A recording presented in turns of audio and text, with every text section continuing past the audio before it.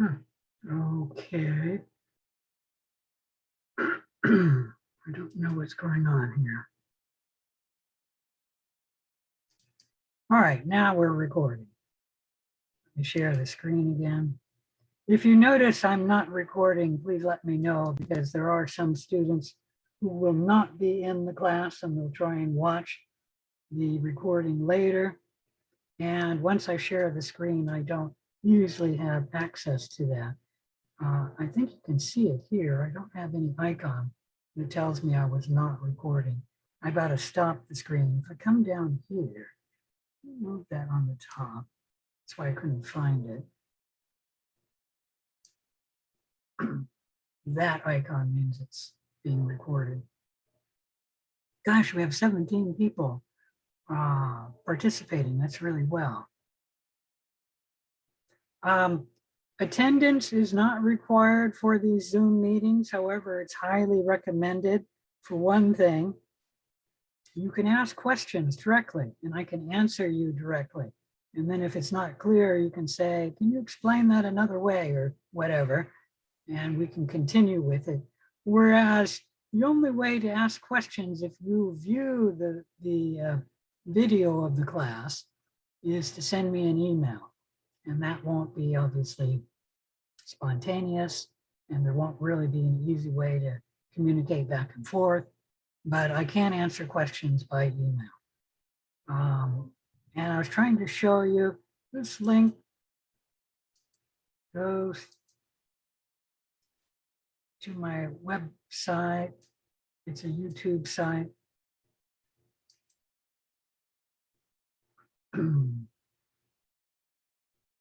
Of course, there's nothing up there for this course now, but there's previous courses there.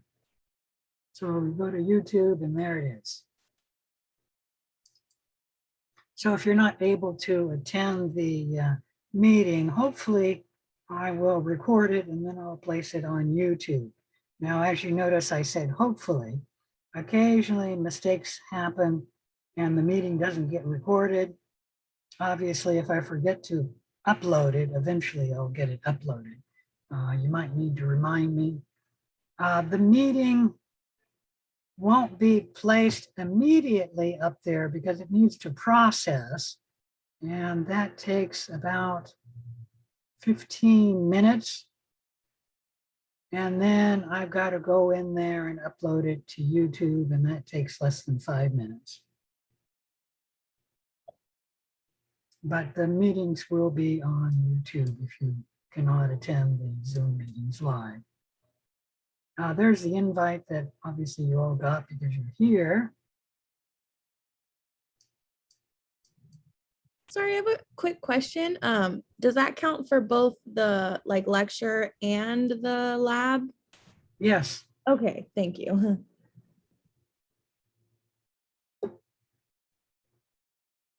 There's some lockdown browser requirements. You might take a look at that information. If you haven't gotten the textbook, hopefully you will get it. I have the first 3 chapters of the textbook on this link here, as well as the summaries to all of the chapters on this link. But you will need the textbook. It's not the entire textbook. Now let's go on. We'll talk about the textbook when I'm showing you the syllabus. You do need to take a plagiarism tutorial and then the plagiarism quiz. The quiz must be taken by this Saturday, September 25th. You can take it earlier, anytime from now until, let's see, 11:59 p.m. on Saturday. This quiz is worth 20 points. You must get 100% on this quiz, and you can take it multiple times. I forget if you can take it up to 5 or 7 times, something like that. And if you miss getting 100%, just take it again and realize it shifts the answers around. So what used to be A may not be A, something like that. But you need to get 100%. If you don't get 100%, then you'll get 0 on one of the projects. And I think it's the infectious disease project, which is 100 points. You don't want 0 on that. Katie, I'm gonna mute you unless you want to be talking.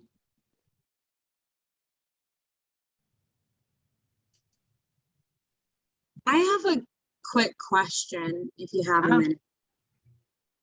So this is the time that we're scheduled for lecture from 5 to 6:20, and then we're scheduled for lab on most days from 6:30 to 8:20. So Uh-huh. we need to be here from 5 to 6:20, but I remember reading that the lecture was quote unquote optional, but lab was not. Is that my understanding as well? No, Okay. you do need to get the information for both the lecture and the lab. But if you are unable to attend the Zoom meeting, you can watch a video of it on my YouTube website. All right, let's move forward. You do need to take the plagiarism quiz or else you'll get 0 on a 100-point project. Then you need to get 100% on the plagiarism quiz. This quiz needs to be done by Saturday, 11:59 p.m. And if you are still in the quiz at 11:59 p.m., it will shut you out, in which case you won't get 100%. And that's true for all of our quizzes. So make sure you're done by 11:59 p.m. There's a guide on how to do APA citation style. And there's the information for week 1. For all of the lectures, I have an overview and an objectives, as well as a study guide. Sometimes they're in one link. I haven't all made them 2 links. Let's move on to chapter 3. There we go. So in chapter 3, the objectives and the overview are at the start of this page, and then the study guide follows. But in chapter 1, I've broken them into 2 files. The study guide gives the information. Oops, that's chapter 2. Move up further. The study guide gives the information that I will be going over in the slides. However, it's in sentence structure as opposed to a slide presentation. So it's in a different format, but it is the same information that we will be covering in the class. So if you want to have notes on what we're talking about in the lecture, print out the study guide and then just add your notes to it. Okay. Another thing you can do is just take your notes and then when I publish the slides, add any information that you missed in your notes. And I won't publish the slides until after we've covered all of the chapter. Any questions about that? All right. Most assignments, this is true for both the lecture and the lab, will have most chapters, both for the lecture and the lab, will have an assignment. We have worksheet lecture 1 assignment, and it is due this Saturday. Generally, assignments are due at 11:59 p.m. on Saturday, and the quizzes are due 11:59 p.m. on Wednesday. Any question about any of that?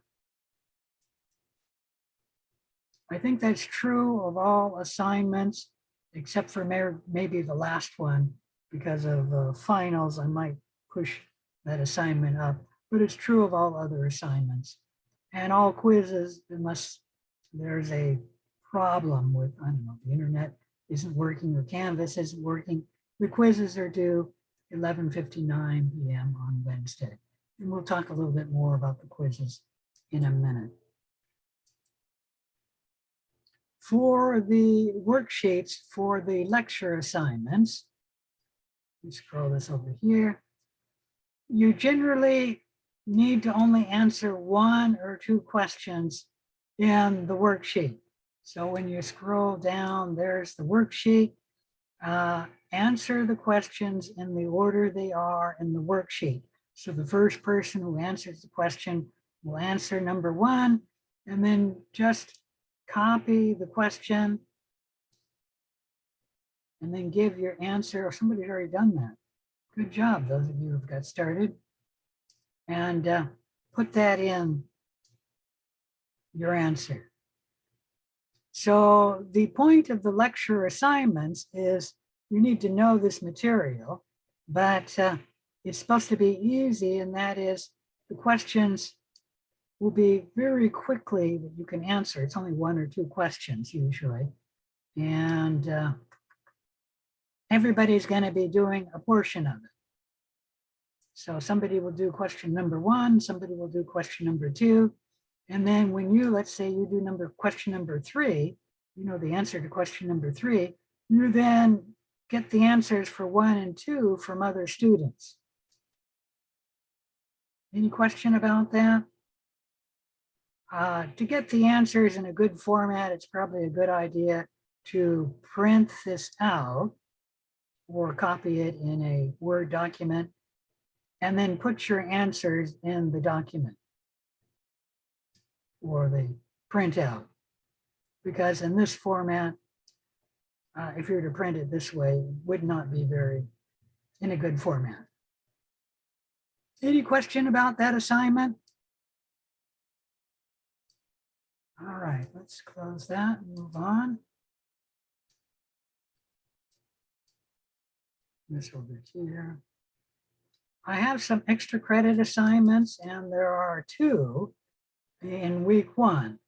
There's the extra credit picture. Open it up and read about it. What you're going to be doing is sending me a picture of your face, and that's for 3 extra credit points. Nobody will ever see this picture. I will take it and put it in my grade book, and it'll really help me learn your names, because whenever I'm grading an assignment and putting in a grade, I'll see your smiling face, and then I'll associate your picture with your names.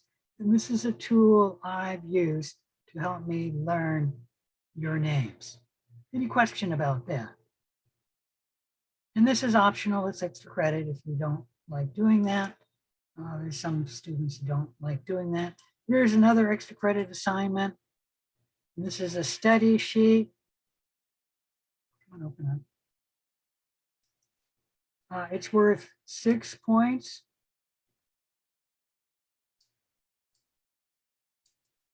On the first tab of the worksheet, I'm trying to open this.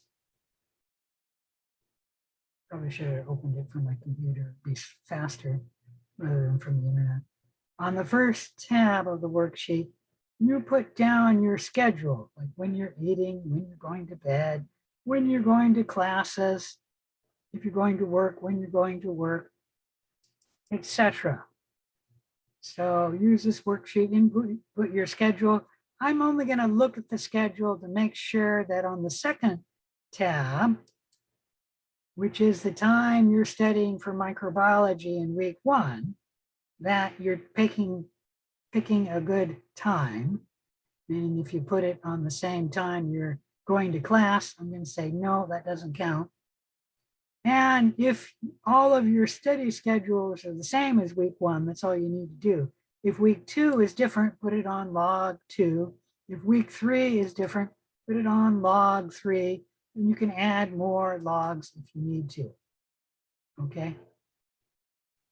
Most people probably will be planning on studying pretty much the same. But like people who job shifts, obviously you will be having more than 1 log.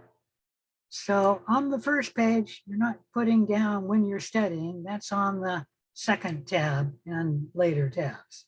But I will take a look at the first to make sure you're studying in a reasonable time. And generally, the only thing I do is when a student doesn't have enough study time, I let them know, you know, most students are going to need to study more than you booked for. you might not do very well in this class if you don't put in more hours of study. Generally, that's the only comment I'll ever put. Okay. And most students, of course, are studying enough time, in which case I don't put any comments. I just give you the extra credit points. This assignment is due, I think it's this Saturday. Let me take a look there.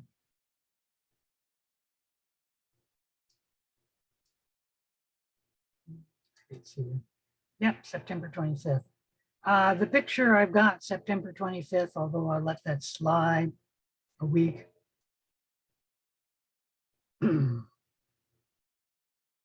then a reminder to take the Plagy quiz this week. All right, any questions about the site?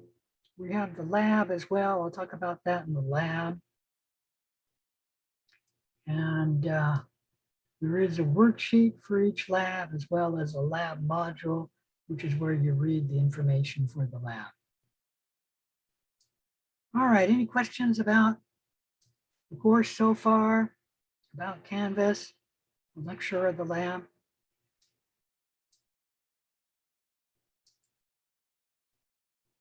If there's no questions, let's move on to talking about the syllabus. This is in Canvas, so you can take a look at it. We will be meeting from about 5 to,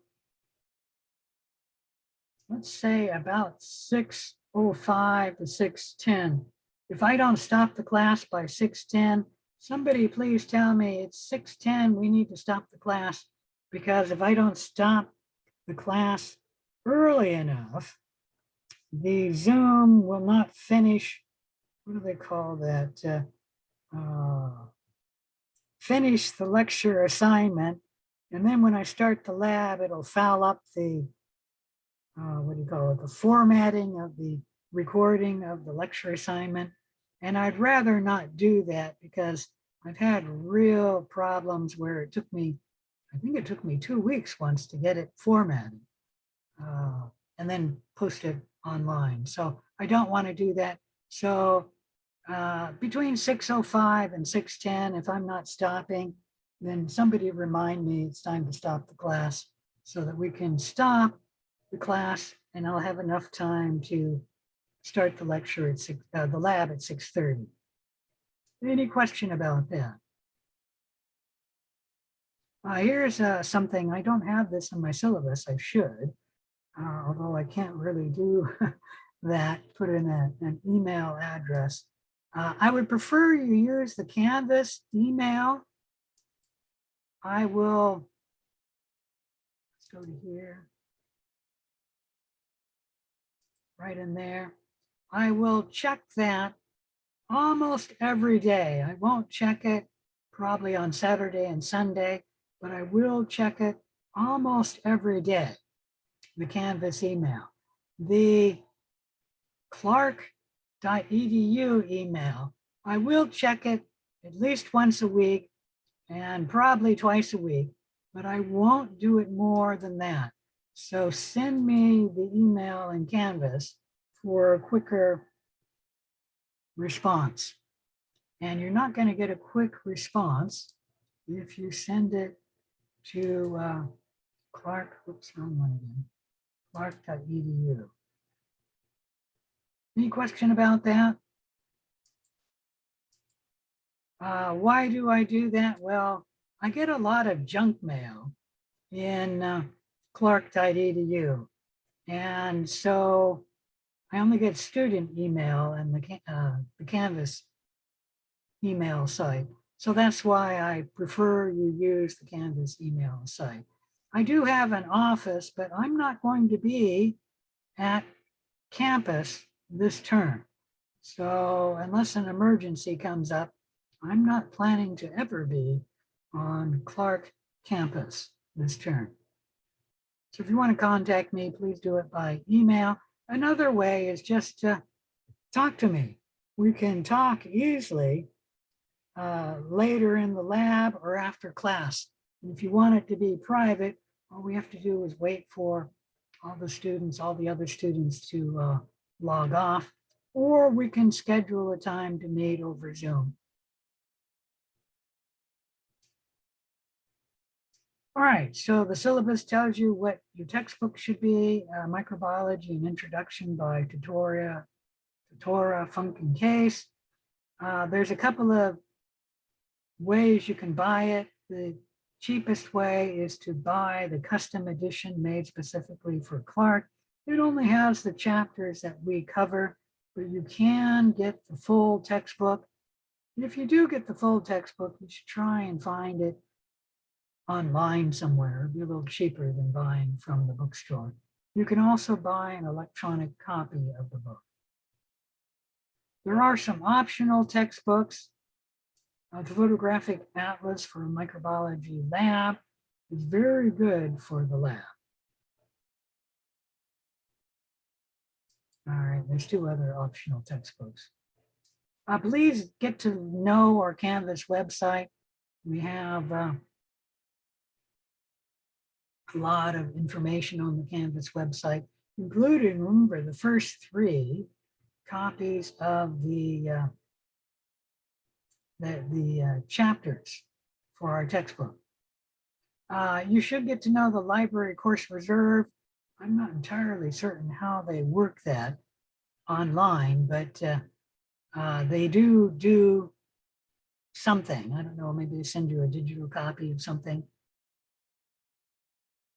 There is a photographic atlas and then 3 copies of the textbook on the course reserve in the library. I believe the library will be open this term because about 25% of the students or 25% of the classes are running this term on campus. Just looking over, it's your responsibility to know when things change in the class. I will make an announcement. So you should visit the website to find those announcements. I'll usually also send out an email if something happens. The course changes. Course description, the student outcomes, I'll let you read that. Course policies and suggestions. If you're sick, this class is online. So I do expect that you will either attend the Zoom meeting or watch the video online. You can contact me prior to any due dates to make arrangements for late work. Preparation for class, you should realize that you'll be very busy in this class. You do need to pre-read the labs and read well, obviously the notes and the slides as well for the lecture and also the textbook. And you should review the material, especially before the quizzes and the exams. Attendance, as I stated, is not required. If you noticed, I didn't take attendance today. I'm not going to take attendance over Zoom. If you miss too many labs, your grade will be penalized. And how I'll do this is if you simply don't turn in the lab worksheet.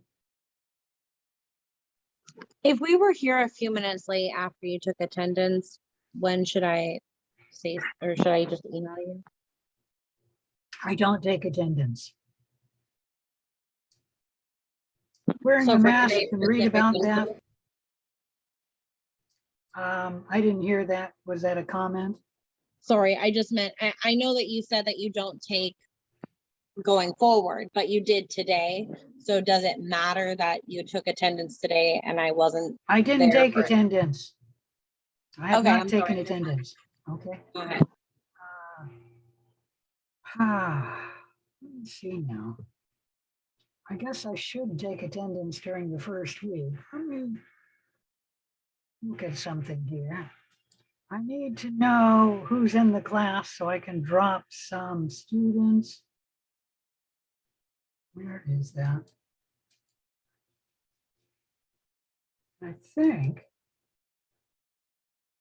the very first assignment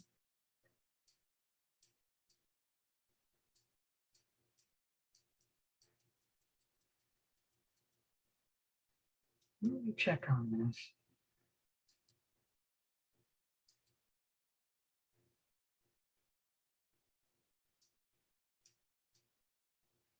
Oh, come on.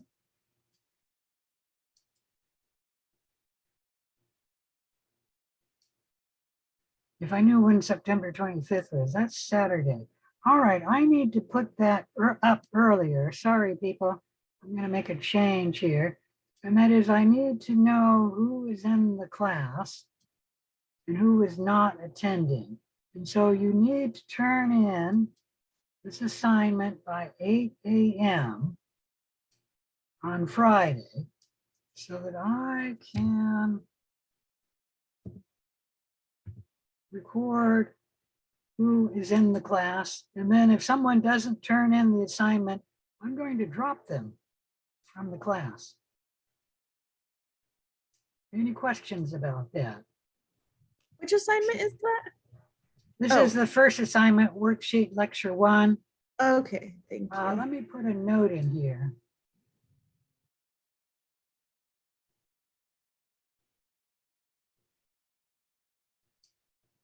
Put that in here.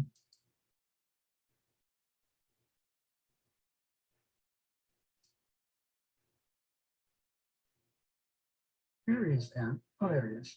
Come on. Sorry, my screen keeps scrolling.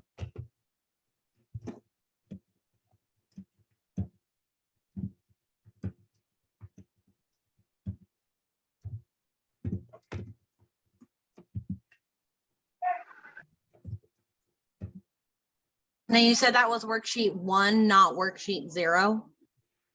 Is there a worksheet 0?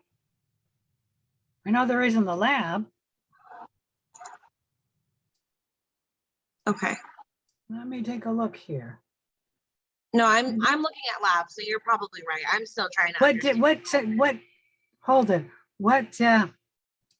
What day is the worksheet 0 due? Maybe I'm doing it from that one. The worksheet 0 I see is for lab. It says worksheet I know, lab. when is it due? Let me find it. I'm looking at it now. And now Come it on. says it's due on Friday at 8 a.m. All right, so lab module 0. All right, I'll take attendance from that. So let's change this and move it back. Oh. I know that's going to be confusing. My apologies. I already had it in there. I just didn't remember that it was lab 0. So let me change the date here. September 25th. And the time.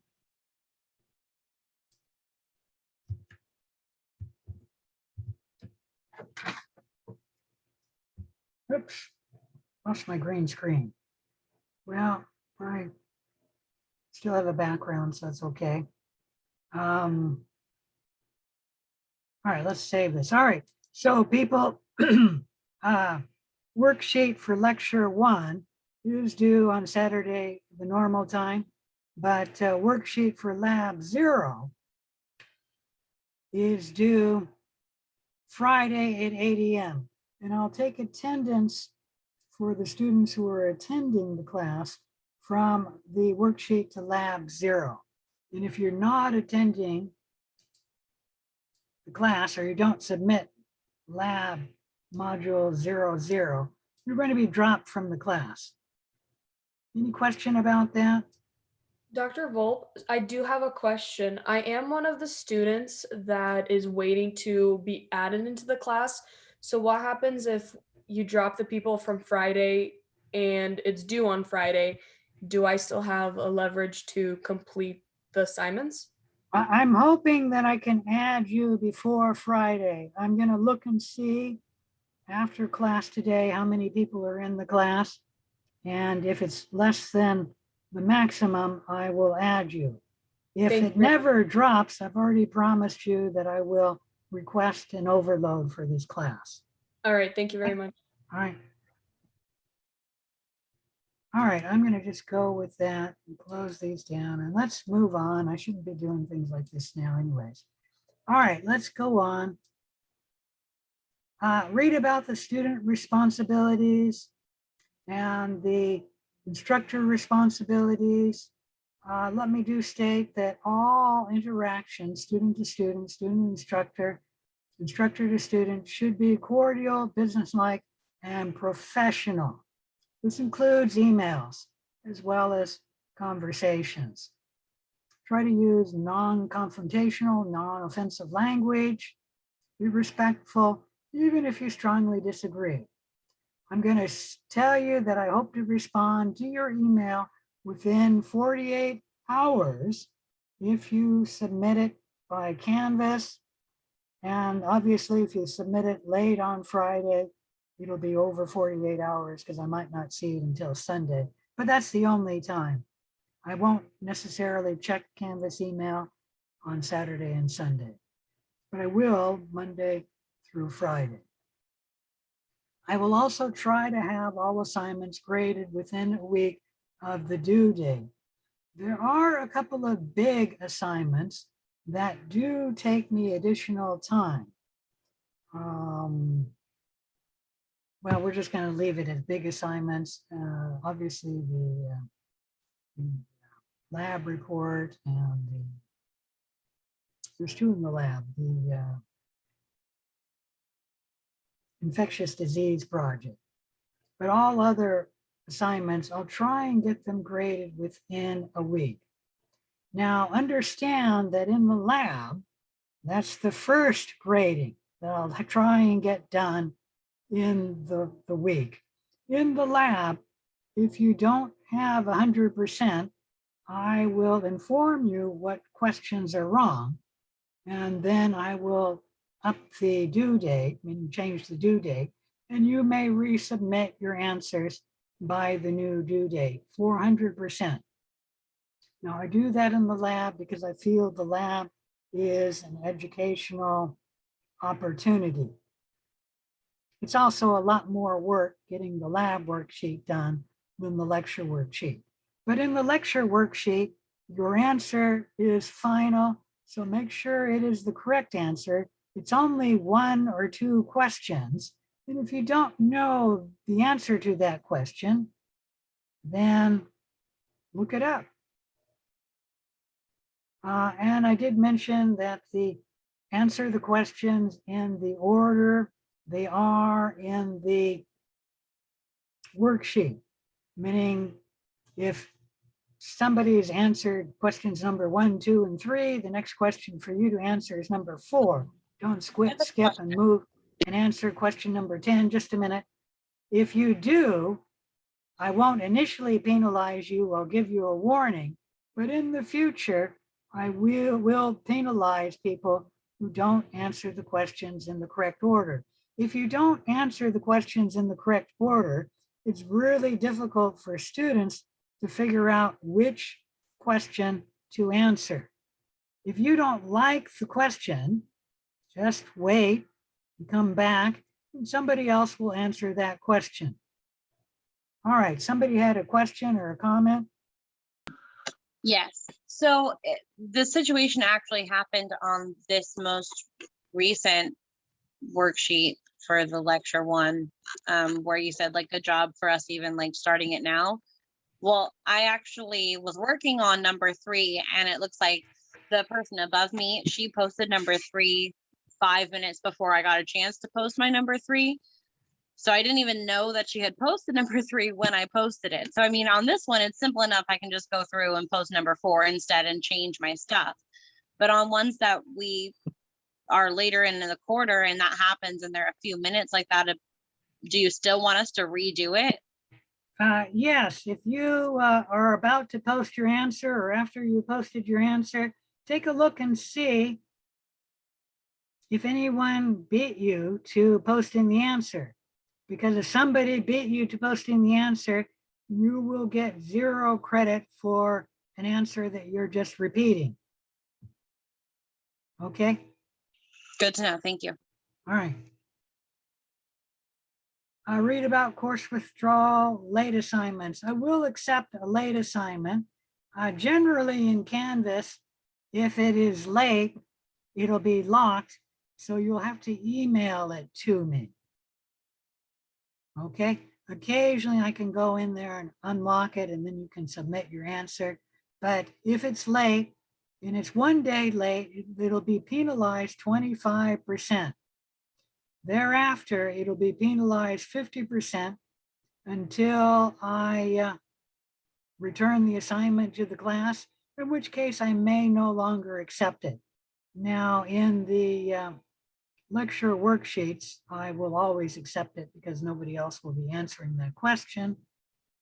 In the lab, generally, I will accept it late, but I do not accept any assignment late during finals week. I've got a lot to do during finals week, and so all assignments, even the late ones, must be in before finals week. Any question about that? All right, so read about your student conduct. Clark has a web page for that.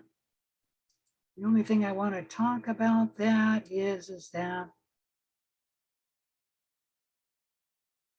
losing it. Now, why is that in red? Don't know. Cheating and plagiarism, you're taking the plagiarism tutorial, are not tolerated in school. And plagiarism is more serious than you guys probably realize. There was once a sitting senator, I think he was from Nebraska, and while he was a graduate student, he plagiarized some material, which I think was only a paragraph or two, in his doctoral thesis.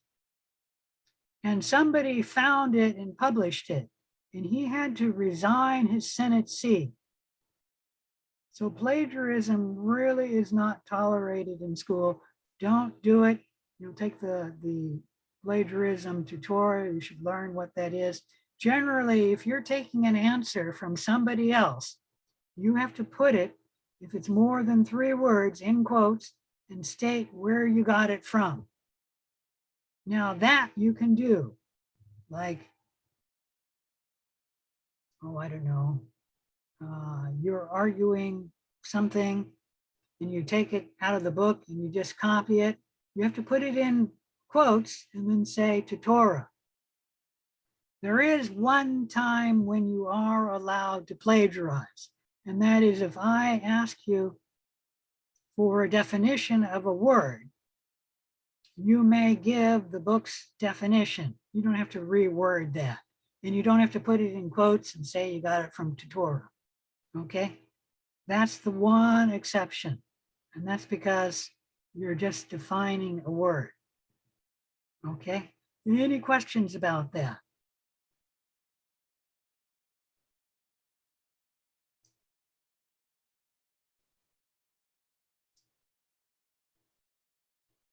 So if I discover that students have plagiarized or were engaged in cheating, and that includes what I usually notice is that students have the same answer on their assignments, and they're I don't know, misspelled, same misspelling, same wrong answer, something like that. So it's quite obvious that they use the same answer. I will give you guys a 0 on that assignment.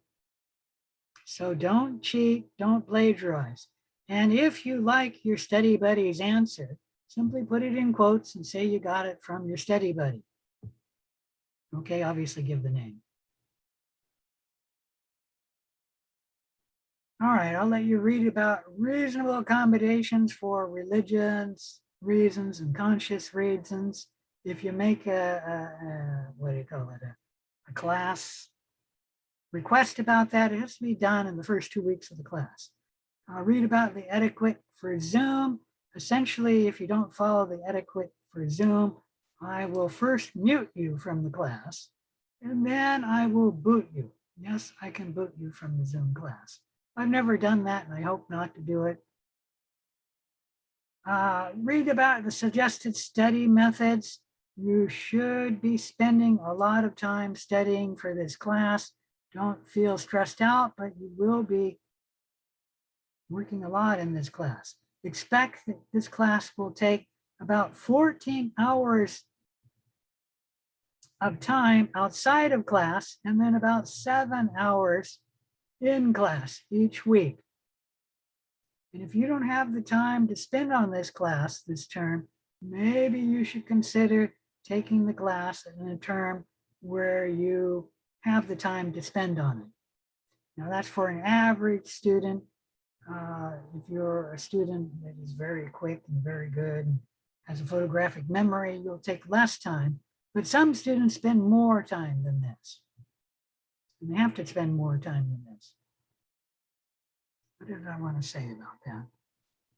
Oh, if you're going to withdraw from the class, I encourage you to do it by this week, because if you drop the class by this week, you'll get 100% refund. If you withdraw from the class after that, you have to pay for the class.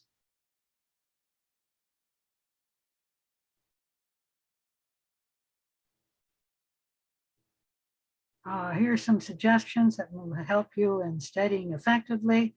I think I didn't mention that a third extra credit, which I think happens in week 2. I don't think it happens in week 1, that I have on my website is get together and form a study group. There it is, extra credit study, week 2. I'll give you 1 point of credit. You got to read about what you do for that to get the credit point. And somebody has to submit it. You only need 1 person in the group to submit it, but you do need to send me the appropriate information, which is in here. Anyways, you can do that each week for a total of 9 or 10 weeks and get 1 point per week. How you can do that is just find somebody in the class, and one way you can do that, obviously you can talk during the lab after I'm done lecturing in the lab. But one way to do it is you've got a link to the people here. Actually, I can click on that. Find out who it is, just mass mail the students and say you would like to get together to form a study group. Please contact me if you're interested. This is the time or times that I can do it. And then that's one way to do it. Any question about that? This is actually a very good way to learn the material and get ready for the exams, because generally your study buddy, when they realize you're weak on a topic, they will quiz you over it, and then you will be stronger on that topic. And the other good thing is that the best way to learn material is to teach it. Any questions about any of that? So that's the third extra credit opportunity.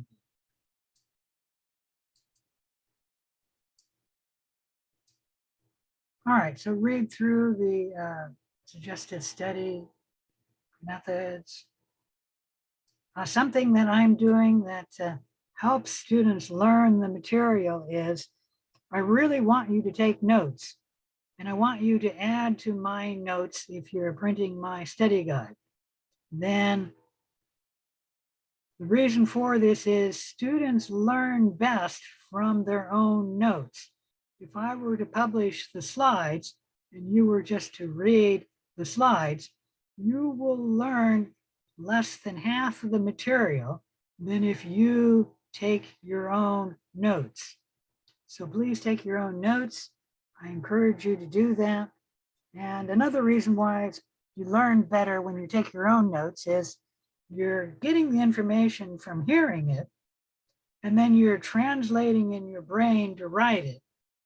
And so you're learning the material in your brain 2 times. And it is true that when you hear the information, you only learn about 10% of the material. But if you take notes to the information, you learn about 20% of the material. And of course, that isn't good enough. How you learn the material is you go over it time and time again. Like somebody who's practicing on the piano and they're trying to learn a piece, they practice it over and over again. Now, this has been done with middle school students. That must be why they study them. But to really learn the material, you need to go over the material about 20 times. You're an adult, you want to learn the material, so you might have to go over it about 10 times. And hearing it goes over it 1 time, writing it as a note goes over 2 times, but you've got to review the material about 8 additional times before you'll really learn the material. Any question about any of that? All right, let's talk about grading. There's a plagiarism quiz for 20 points. There are going to be 5 quizzes at 75 points, but you get to throw out or drop the lowest quiz. So the total quiz points are 300 points. They're generally, well, actually, they're both multiple choice and fill in the blank quizzes. Short answer. If you have an excused absence, I'll let you take the quiz at another time, but you need to let me know 24 hours of the quiz to have an excused absence. To take the multiple choice quizzes, you have to use a Respondus lockdown browser that will lock you into the quiz, and then you can't, I don't know, look up answers in the on the web or elsewhere. And it's a time, those multiple choice questions are timed. So you might be able to look up 1 or 2 answers in the textbook, but you won't have time to look up more than that. And if you do, you will miss questions from not finishing the exam. Any question about the quizzes? All right, so each of the lab has a worksheet, so that'll be worth 50 points. Each of the lectures has 1 worksheet. A few of them have 2 worksheets for a total of 25 points. Generally, these worksheets are due Saturday, the week of the lab or the lecture. There's an identification of the unknown bacteria, meaning your lab report for the lab, that's worth 75 points. The infectious disease research project is worth 100 points. This is where you research 1 infectious disease. There will be a cumulative final exam worth 150 points. And then there's a breakdown of the points. So a total of 720 points. Your grade will be a percentage of that 720 points. Not counting the extra credit points, there will be about 20 points of extra credit. Check Canvas for those. The grading scale, if you get 92% or higher, you get an A, 90% or higher, an A minus, 88% or higher, a B plus, 82% or higher, a B, 80% or higher, a B minus, etc. And note with C, we don't give a C minus or D plus or D minuses. Let me warn you that Canvas does give you a percentage and your grade. It doesn't give this, what do you call it, grade breakdown. I think in Canvas, you have to get 93% or higher to get an A. So generally, I'm a little bit more lenient for you get the higher grade. Any questions about that? Yeah, there it is. Canvas gives a grade, but it's based on a slightly different scale. So the Canvas grade may be slightly off.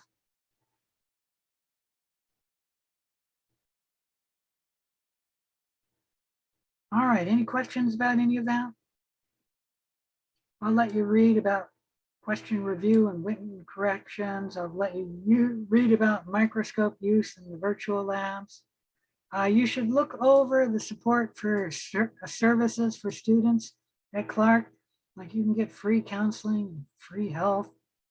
They have free tutoring. They do have a microbiology tutor this term. I looked that up. although you have to be there at the right time, and I think that's online. Realize that sometimes the answers the tutors give are not very good. And I'm not sure why that is the case, because obviously if the student is doing the tutoring, they should have gotten a good grade in microbiology. But when they give you an answer, take what you know and see if that makes sense. Read about disability support services, the library, computer resource center. They're going to be open this term because students will be on campus, but they do it online as well.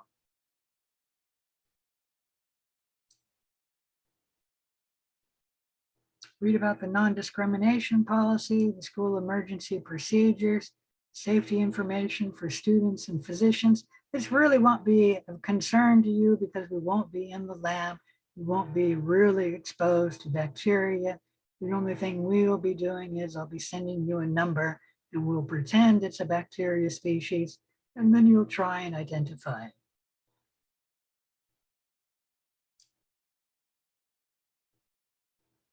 You should know about the words of advice and comfort. I'll let you read about it.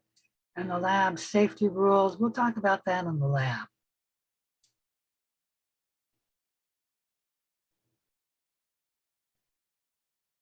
And then at the end of the syllabus, I have the schedule. For example, we're going to talk about technology, the syllabus, tips for success. Not really scientific vocabulary, we're just giving you scientific vocabulary. And then we'll start chapter 1, the microbial world in you. At 6:30, we'll be doing lab 00, and that's on the right column. On the items highlighted in yellow, it means it's something important like a quiz.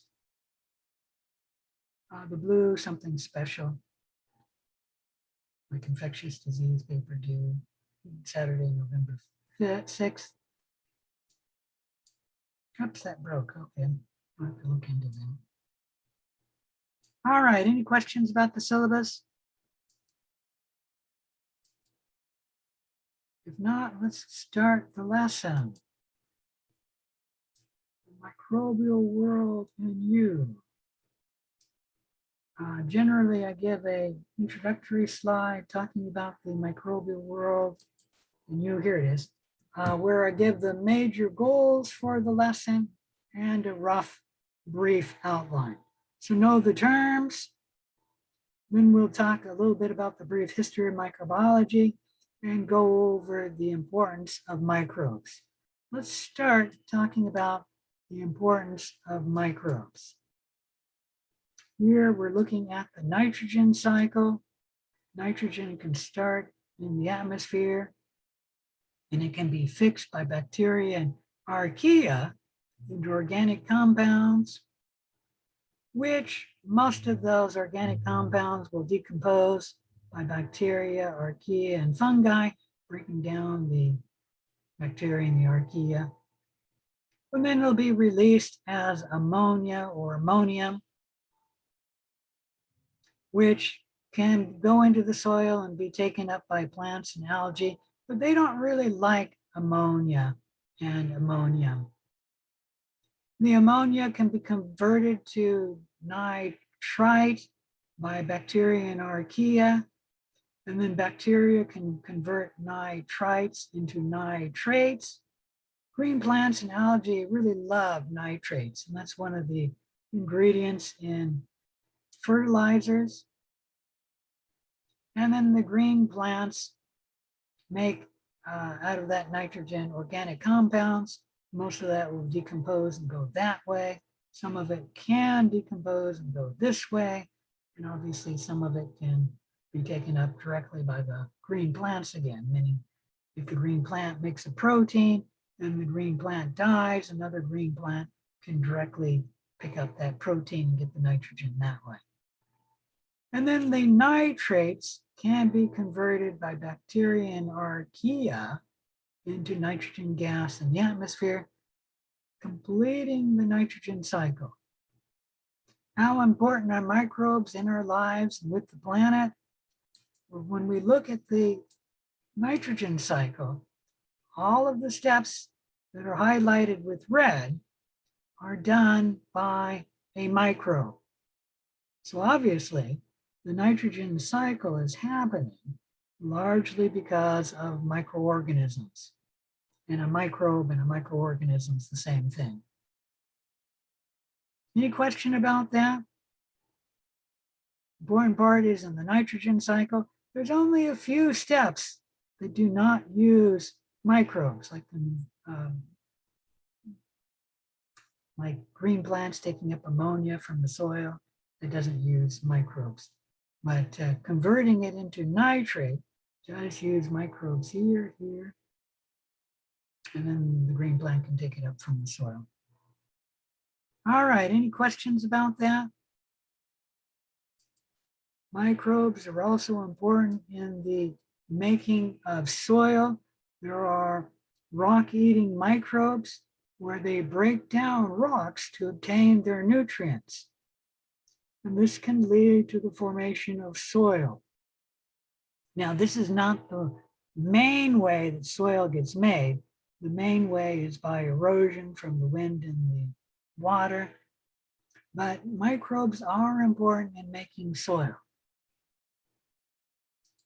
Another importance of microbes is when we look at the oxygen levels in the Earth's history. Oxygen initially was at 0.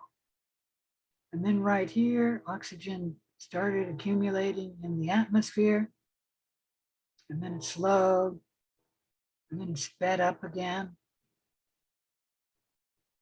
For the first 2 billion years, there was no oxygen in the Earth's atmosphere. And the present day has about 21% oxygen in the Earth's atmosphere. Why was oxygen released into the Earth's atmosphere?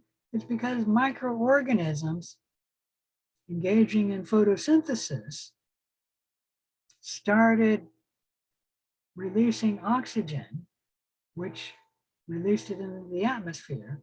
And that's why this right here happened about 1.8 to 2.7 billion years ago. How important are microbes today in generating oxygen in the Earth's atmosphere? Microorganisms make about half of the oxygen in the Earth's atmosphere, the other half being made by green plants. So microbes, even today, are extremely important in making oxygen. And without microbes generating the first oxygen, we would have never had the evolution of green plants, which happened around here. You had to have some oxygen in the atmosphere to protect life on land. We're not going to get into that, but that allowed for the evolution of green plants. And then green plants make about 50% of the oxygen in the atmosphere now. Microorganisms are also important in the treatment of waste. Like for example, in this sewage treatment plant, humans are responsible for making the waste. Everybody knows that. It's what you send down your sinks and send down your toilets. And you think, well, we made this sewage treatment plant. Humans are breaking down the waste. Is that correct? Humans break down the waste in the sewage treatment plant? Come on, that's yes or no? No. Yeah, it's no. Microorganisms live in the water in this sewage treatment plant, and the microorganisms break down the waste. Humans don't break down the waste. We just make the facility for the treatment of the water, but it's the microorganisms which break down the waste. So microorganisms are extremely important on the planet. We talked about 3 ways they, make life possible for the planet. And that is they allow the nitrogen cycle to happen so that nitrogen can be recycled on the planet. Microorganisms are responsible for first bringing oxygen into the atmosphere, as well as about half of the oxygen in the atmosphere today. And then microorganisms are important for breaking down, well, dead things and waste. Let's talk briefly about microorganisms, which we can also call microbes. These are organisms which are too small to be seen with the unaided eye. They're single-celled organisms. They come in many shapes and sizes. They include the bacteria, the archaea, also called the archaea bacteria, the yeast, molds, protozoans, some of the algae, as long as they're single-celled, they're microorganisms, the viruses, and the prions. Now, please understand the viruses and the prions are special because they are not cellular. You could argue they're not really organisms, but we do call them a microbe. They do not have cells. Microorganisms are almost everywhere, so we can talk about them as the ubiquity of microorganisms. Ubiquitous means you find it everywhere. They play beneficial roles in numerous processes for humans and on the planet Earth, and they are numerically the most abundant life forms on the planet. Now, I talked about a cell. Let's briefly talk a little bit more about cells. A cell is the basic structural and functional unit of all organisms. It's a highly organized compartment bounded by a thin, flexible structure. It's called the plasma membrane. You can see a cell right here and here. All cells contain three components. One, they all have the plasma membrane. It's also called the cell membrane, by the way. They all have cytoplasm, and cells all have DNA. So all cells have those three components. Let's talk about this slide and then we'll break. Where in this slide would you find microorganisms in every centimeter of space shown on the slide? Would you find microorganisms in the water? Yes or no? Yes, Yes. How about on the land? yes, Yes. How about in the water here? Yes. yes, All right. How about in the air? Every centimeter of air. Yes. Yeah, you're right. You go up a mile in the atmosphere and you can find microorganisms floating or blown around by the wind. You also can go down a mile into the earth or under the ocean floor, and you can find microorganisms. You can find microorganisms on every person and every cat or animal or organism. You find microorganisms in every centimeter of the desert too, both the land and the air. It's just that there's less, but you do find them in every centimeter. And you find microorganisms everywhere on this slide, except for right there. This is a volcanic vent.